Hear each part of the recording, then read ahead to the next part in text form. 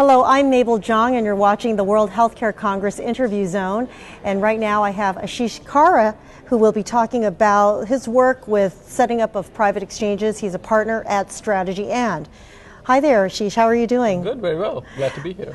Now, we have seen quite a lot of news coming out about the experience of the setting up of the public exchanges. How will the experience with the private exchanges evolve? Yeah, no, that's a great question. So I think a little bit of apples and oranges.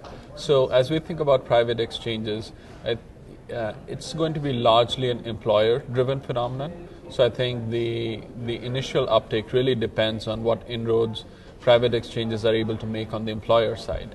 Mm-hmm. That said, I think the bar on having a seamless experience, transactions that are error-free, I think all that has been raised and put into a spotlight with the debacle of public exchanges. Mm-hmm. So I think private exchanges understand that, they're gearing up for that, and then we'll continue to make the push with employers. What are employers most concerned about right now in setting up of these exchanges?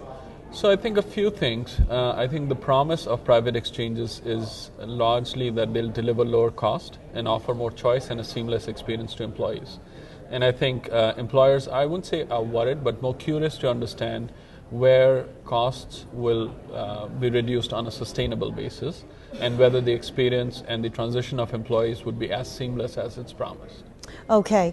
What specific work have you been focused on in getting ready for this, and in general when you work with companies? Yeah, so on private exchanges, I think most of the dialogue initially had been around, so I work a lot with health plans, so most of the dialogue had been around whether to participate or not on private exchanges. Mm-hmm. I think that debate is settled, and folks are more willing to jump in with 2 feet and play on these exchanges. So most of the issue right now is around thinking about the mechanics of it: pricing, product, consumer segmentation.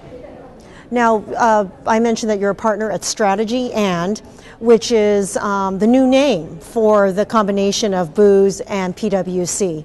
How do you think this merger will affect your clients globally? Yeah, I think it will only help our clients get more leverage and get more utility out of us. So as we think about it, we combining with PwC helps create a combination really that helps clients go from strategy through execution, brings more scale and more of a global scale to their benefits. So I think together we'd be able to provide more to our clients and become more relevant to them. Can you make a comment also on market share and just footprint? How big a scope are we talking about now that you're together?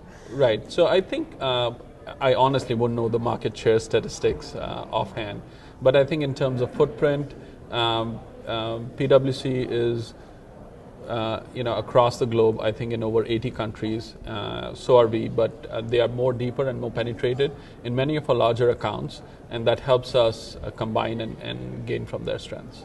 Okay. Ashish, well, thank you so much for your time today. Thank you. I appreciate meeting you. Yeah, same here. And I'm Mabel Jong. Thanks for watching.